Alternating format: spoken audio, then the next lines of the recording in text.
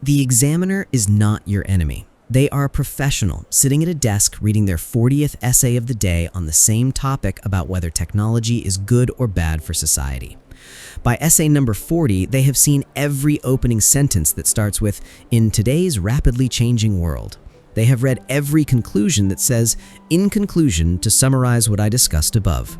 They have marked every essay that uses the word notwithstanding without fully understanding what it means. They are not angry, they are just tired. And tired examiners marking predictable essays give predictable scores. Band 6. Again. This video tells you exactly what is making your essay predictable and exactly how to make it memorable instead. Welcome back, everyone. Today, we are going straight into the reasons IELTS essays lose marks. Not vague reasons, specific ones with real examples of what the problem looks like and what the fix looks like sitting next to it. Reason 1. Your introduction is a copy, not a paraphrase. The most common introduction mistake in IELTS writing, and the one that signals lower band immediately, is copying the question. Students read the task, then write the first sentence of their essay using most of the same words from the task. They change one or two words and think that counts as paraphrasing. It does not. The examiner wrote the task. They remember what it says. When your introduction uses the same vocabulary, the same sentence structure, and the same order of ideas, they see it immediately. Task. Some people believe that governments should invest more in public transport rather than building new roads.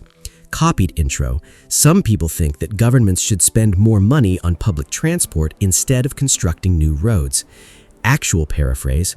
There is ongoing debate about whether public investment should prioritize expanding existing transport networks over developing new road infrastructure. Same meaning, completely different language. The second version demonstrates vocabulary range before the essay has even properly started. The first one demonstrates that you read the question and changed two words. These are not the same skill, and the examiner marks them differently. Reason 2. Your opinion is hiding. For opinion essays, to what extent do you agree or disagree, the examiner needs to know your position by the end of the introduction. Not hinted at, not implied, clearly stated. Most students are afraid to commit to a clear position. They write vague introductions that suggest they might partially agree while also seeing merit on the other side, while also acknowledging that it depends. This is not balanced thinking. It is task achievement failure dressed up as diplomacy. Vague position. There are many arguments both for and against this idea, and this essay will explore different perspectives on this topic. Clear position. While there are valid arguments on both sides, I firmly believe that investment in public transport delivers greater long-term benefits to society than road construction. The examiner is not asking for your diplomatic summary of the debate, they are asking what you think. Tell them clearly in the introduction, then spend the body paragraphs proving it. A strong, clear position does not mean you ignore the other side. It means you know where you stand and argue from that position with confidence. Reason 3. Your body paragraphs are too thin. The most common body paragraph mistake is writing a point and stopping. Students write their main idea in one sentence, add one more sentence of general support, and consider the paragraph finished. 60 words, one underdeveloped idea, next paragraph. A band 8 body paragraph has 4 working parts: a clear topic sentence, an explanation of why the topic sentence is true, a specific example that proves the explanation, and a sentence linking back to the question. 4 parts, every paragraph, every time. The explanation part is what most students skip. They state the point and jump directly to the example, but the explanation is where the actual argument lives. Without it, the essay reads like a list of claims with evidence attached, not a developed argument. Thin paragraph. Public transport reduces congestion. Many cities have improved their traffic situations by investing in buses and trains. Therefore, governments should prioritize public transport. Developed paragraph. Investing in public transport addresses the root cause of urban congestion rather than simply expanding the road space available for private vehicles. When governments increase the capacity and frequency of bus and train networks, commuters have a reliable alternative to driving, which reduces the total number of cars on the road during peak hours. Cities such as Singapore and Tokyo demonstrate this clearly. Both have invested heavily in metro infrastructure, and both consistently report lower congestion levels than comparable cities that prioritize road expansion.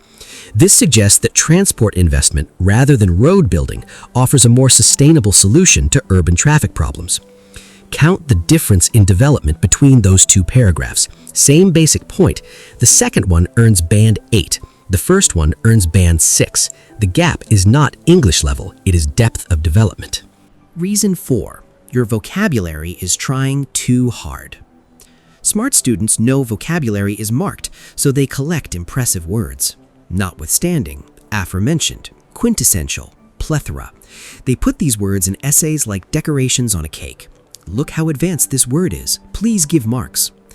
The examiner gives marks for vocabulary that is accurate, varied, and natural, not for the most complicated word available forced into a sentence where it does not quite belong. Trying too hard. Notwithstanding the aforementioned plethora of advantages, there are quintessential drawbacks to this paradigm shift. Natural and accurate. Despite these clear benefits, there are significant drawbacks worth considering. The second sentence is shorter, simpler, and significantly more impressive to an examiner because every word is used correctly, naturally, and in the right place. Accuracy with simpler vocabulary scores higher than inaccuracy with impressive vocabulary, every time. If you cannot use a word in natural conversation without it sounding strange, do not use it in your IELTS essay either. The examiner will notice it sounds strange on paper too. Reason 5. Your conclusion is your introduction in disguise. The single most common conclusion mistake. Students copy their introduction, change 3 words, call it a conclusion, and feel finished. The examiner just read your introduction 40 lines ago. They remember it very well. A conclusion is not a summary. It is a closing argument. Restate your position in completely different language from the introduction, then add one final thought, a recommendation, a prediction, or a broader implication of what you argued. Copied conclusion. In conclusion, I believe that governments should invest in public transport rather than building new roads as this benefits society more. Real conclusion.